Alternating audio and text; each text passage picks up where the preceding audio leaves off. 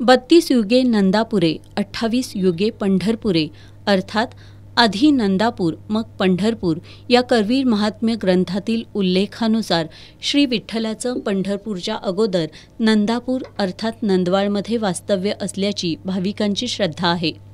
याच श्रद्धेतून आषाढी एकादशीची पर्वणी साधत कोल्हापूर जिल्ह्यासह अन्य ठिकाणचे वारकरी नंदवाळमध्ये दाखल होतात। त्यानुसार यावर्षी सुद्धा नंदवाळमध्ये गावागावांमधून पायी दिंड्या दाखल झाल्या होत्या। नंदवाळमधील वैष्णवांचा मेळा बघून दिवसभर बोलावा विठ्ठल, पहावा विठ्ठल, करावा विठ्ठल, जीवे भावे या संत तुकाराम महाराजांच्या या अभंगाची प्रचिती येत होती। मंगळवारपासूनच भाविकांनी मंदिराच्या बाहेर रांगा लावल्या होत्या। जैताळ मार्गाकडून दर्शन रांगेची सोय केल्यामुळं मुख्य मार्गावरून भाविकांना ये-जा करण्यास अडचण येत नव्हती। आज पहाटे राज्य नियोजन मंडळाचे कार्यकारी अध्यक्ष राजेश क्षीरसागर यांनी सपत्नीक श्री विठ्ठलाचं पूजन केलं। लाडक्या विठ्ठलाच्या भेटीच्या ओढीनं मुखानं हरिनाम घेत वारकरी दर्शन रांगेत थांबून होते।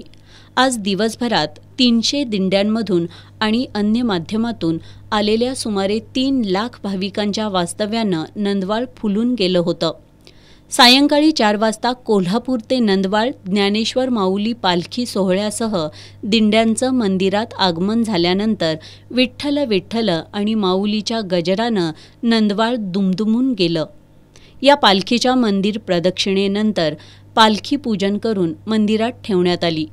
यात्रा सुरळीतपणे पार पडावी, भाविकांना योग्य पद्धतीनं दर्शन घेता यावं यासाठी महसूल, पोलीस, जिल्हा परिषद, ग्रामपंचायत तसंच मंदिर प्रशासनाच्या वतीनं सर्व दक्षता घेण्यात आली होती।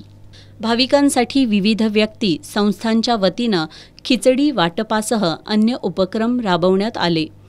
गोल्डन फ्युचर कंपनीच्या वतीनं CEO doctor Sarjerao Patil, director Tukaram Khot, development director Prakash Patil यांच्यासह अन्य अधिकाऱ्यांच्या हस्ते खिचडी वाटप करण्यात आलं।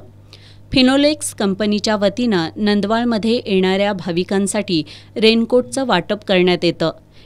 यावर्षी सुद्धा फिनोलेक्सचे अतुल गबाळे, विश्वजित हरगुडे, श्रीश जगदाळे, वैभव कुलकर्णी, आकाश खैरे, दत्त एजन्सीजचे विजय पाटील, सागर सिरॅमिक्सचे करण क्षीरसागर यांच्या उपस्थितीत रेनकोट वाटप उपक्रम राबवण्यात आला।